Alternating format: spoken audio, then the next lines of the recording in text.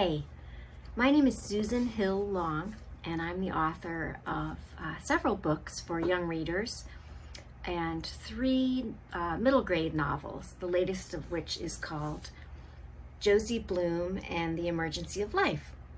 I'll just read the description of the book, and then I'd like to read a chapter to you today. Josie Bloom discovers the first wad of money stuffed inside a packet of bologna, and the second hidden between the trash can and the bin liner.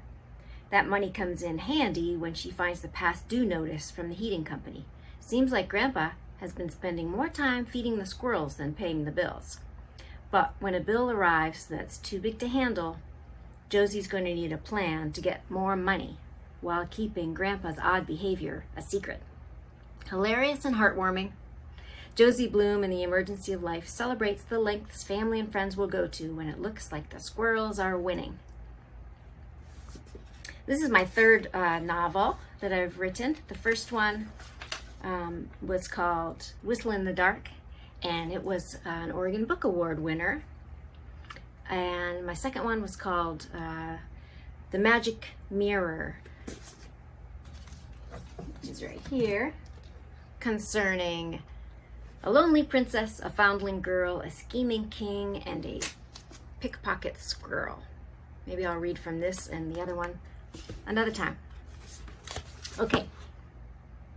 Josie Bloom and the Emergency of Life. This was published by Simon & Schuster, and it came out this past January 2020, just before the pandemic. Chapter 1, The Money.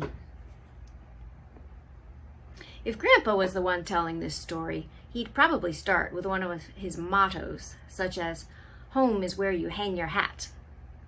My best friend Winky would roll it out like Joe Viola's evil changeup, a pitch that starts out a fastball and, surprise, drops low and slow. Mr. Me and Mrs. Beebe both would probably quote from some book, "There's nothing so strong or safe in an emergency of life as the simple truth." Charles Dickens. But I'm the one telling the story, and I say it began with the bologna. The first time it happened, I was sitting on the couch, sorting socks. I patted around the throws for a missing mate. No luck. I got up and shook out the House of Harmony Church Ladies Auxiliary Bicentennial blanket, and out flew a package of bologna. The strange part was, instead of a stack of delicious lunch meat, the package was stuffed with money. I beelined to the kitchen with my findings. Grandpa was peeling potatoes, the main state vegetable. "Why, Josie Bloom," he said. Grandpa scratched his bald spot with the tip of the peeler. "What'd you do, rob a bank?" "No." I thought about it. "Did you?" "No," he said, very fishy, like he'd just yanked off the ski mask after pulling the heist. While he tried to cram the money into his wallet, I asked him a few more questions. "Did you get an odd job? Like the time he turned Mrs. Bean's old chipped bathtub into a shrine for the Virgin Mary. Did you get money from a long-lost relative?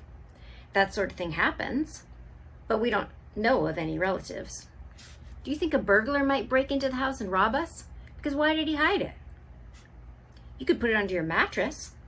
I'd heard people on TV talk about doing that. Grandpa was not giving me any answers. He seemed out of sorts in a way that if I had that kind of money, I would not be. If I had that kind of money, I'd buy up the entire collection of Ripley's Believe It or Not books.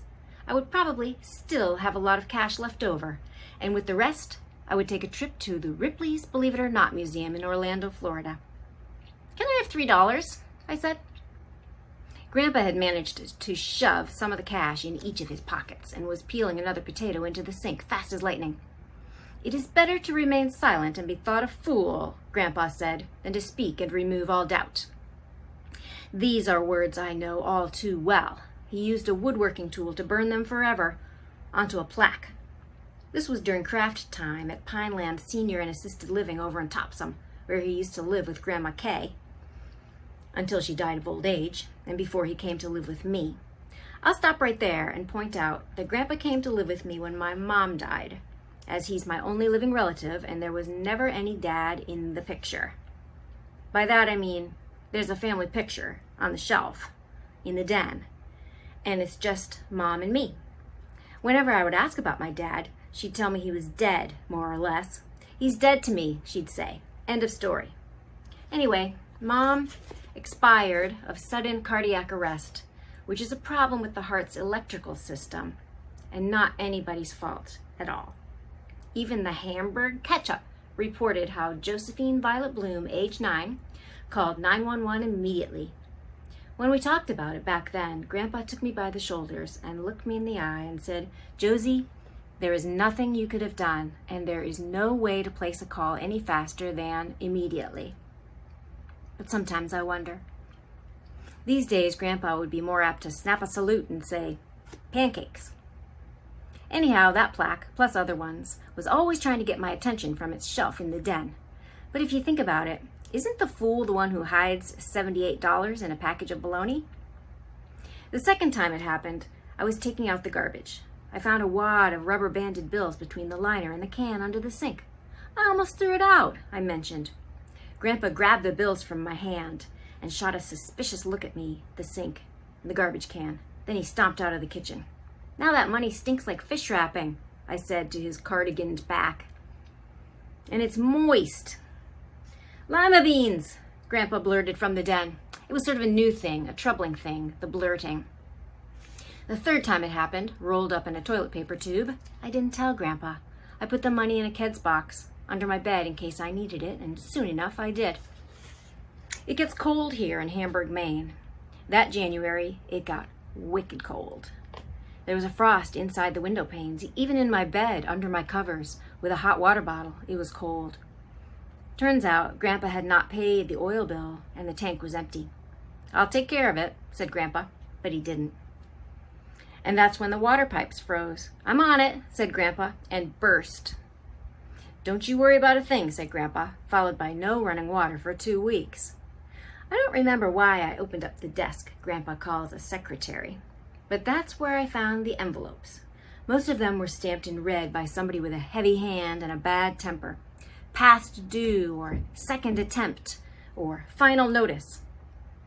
I grouped all the envelopes by type and showed them to Grandpa. "Schlitz," he blurted, the name of his favorite beer. So, that's how, when I started finding the money and Grandpa was blurting about beer quite regular, I had the good idea to take the money I kept finding here and there around the house and put it in the mail-in envelopes that came with the angry notices in which Grandpa was stuffing inside the secretary desk and then blurting about. After that, the house was nice and warm and the water kept on running in the taps, and all because of me. I did it. I felt glad and proud. Grandpa was happy, and he never seemed to notice when the money he hid went missing. I kept secret what I'd done with the money, and he quit blurting about Schlitz. Everything was fine till there came a bill too big to pay. That's the first chapter. If you'd like to read more and find out how Josie tries to earn some money and learn about her best friend Winky Wheaton, you'll have to read the book. I hope you can borrow it from your public library. Thank you.